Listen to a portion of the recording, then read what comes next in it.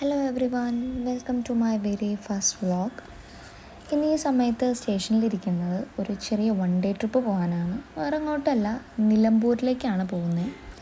നമ്മുടെ ലൈഫിൽ ഒരുപാടധികം സ്ട്രെസ്സൊക്കെ വരുമ്പോൾ അതുപോലൊക്കെയുള്ള ചെറിയ ചെറിയ ട്രിപ്പുകൾ വളരെ നല്ലതാണ്.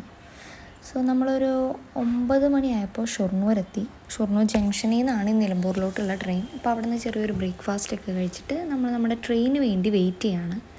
ഓൾറെഡി സെക്കൻഡ് സിറ്റിങ്ങിൽ നമ്മൾ ടിക്കറ്റൊക്കെ ബുക്ക് ചെയ്തിട്ടുണ്ടായിരുന്നു. പക്ഷേ ട്രെയിൻ വന്നപ്പോഴാണ് ഗൈസ് അറിഞ്ഞത് ഓൺലി ജനറൽ കമ്പാർട്ട്മെൻറ്റ് മാത്രമേ ഉള്ളൂ എന്നുള്ളത്.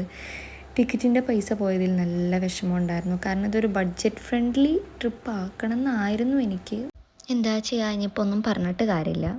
എന്നാലും ആ വിഷമം എനിക്ക് ബാലൻസ് ചെയ്യാൻ പറ്റിയത് നല്ല അടിപൊളി കാഴ്ചകൾ കാണാൻ പറ്റിയപ്പോഴാണ്. എന്താ പറയുക, ഭയങ്കര റിലാക്സ്ഡ് ആയിരുന്നു ആ ട്രെയിൻ ജേർണിയിൽ മൊത്തമായിട്ട്. പഴയ കാലത്തെത്തിയ പോലത്തെ ഒരു ഫീലായിരുന്നു. കുറേ പുഴകളും ചെറിയ ചെറിയ അരുവികളും അതുപോലെ തന്നെ മൊത്തം മരങ്ങളെല്ലാം നിറഞ്ഞിട്ടുള്ള ഒരു സിറ്റി ലൈഫിൽ നിന്നൊക്കെ ഭയങ്കരമായിട്ട് എന്താ പറയുക, ഒരു റിലീഫ് കിട്ടിയ പോലത്തെ ഫീലായിരുന്നു. ട്രെയിനിലൊന്നും അധികം ആരും ഉണ്ടായിരുന്നില്ല. ഈ ട്രെയിനിൻ്റെ ലാസ്റ്റ് സ്റ്റോപ്പ് നിലമ്പൂരായിരുന്നു. സോ ഒരു 11:30 ആയപ്പോഴേക്കും നമ്മൾ സ്റ്റേഷനിലെത്തിയിരുന്നു. അവിടെ ചെന്നിട്ടാണ് എന്ത് ചെയ്യണം എന്നൊക്കെ ആലോചിച്ചത്.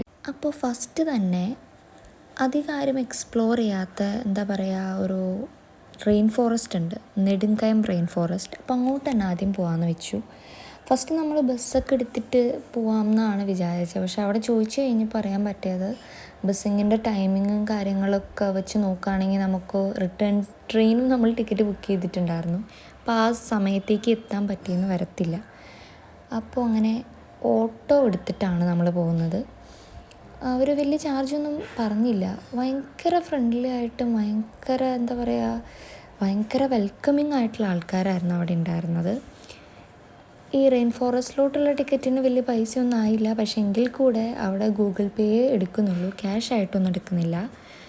ഭയങ്കരമായിട്ട് എന്താ പറയുക, തേക്ക് പ്ലാന്റേഷൻസും ഒരുപാട് വൈൽഡ് ലൈഫ് ആനിമൽസൊക്കെ ഉള്ള ഒരു പ്ലേസാണെന്നാണ് പറയുന്നത്. മെയിൻലി നമ്മൾ ആ റൂട്ടിൽ കൂടെ പോകുമ്പോൾ പേടിക്കേണ്ടത് കരടീനെയാണ്. എപ്പോഴാണ് അതിൻ്റെ അറ്റാക്ക് ഉണ്ടാവുകയെന്ന് പറയാൻ പറ്റില്ല എന്നാണ് അവിടെയുള്ള ലോക്കലൈറ്റ്സൊക്കെ പറഞ്ഞത്. പോകുന്ന വഴിക്കൊക്കെ ഒരുപാട് തേക്കുകളും എന്താ അത് കട്ട് ചെയ്ത് വെച്ചേക്കാണ് നമ്മുടെ ഗവൺമെൻറ് അത് കൊടുക്കാനുള്ള രീതിക്ക്. അപ്പം അങ്ങനത്തെ കുറേ കാര്യങ്ങളൊക്കെ കണ്ടു.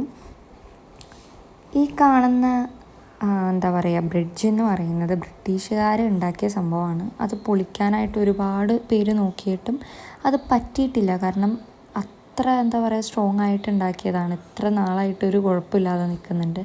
അവിടെ നിന്നൊക്കെയുള്ള വ്യൂ ഉണ്ടല്ലോ, ഒന്നും പറയാനില്ല, അത്രയ്ക്ക് അടിപൊളിയായിരുന്നു. അവിടെ ചെന്നപ്പോൾ തന്നെ എന്താ പറയുക, നമ്മൾ ബ്രീത്ത് ചെയ്യുന്ന ആ ഒരു എയറിൻ്റെ ഫ്രഷ്നെസ് അത് വേറെ തന്നെ ആയിരുന്നു.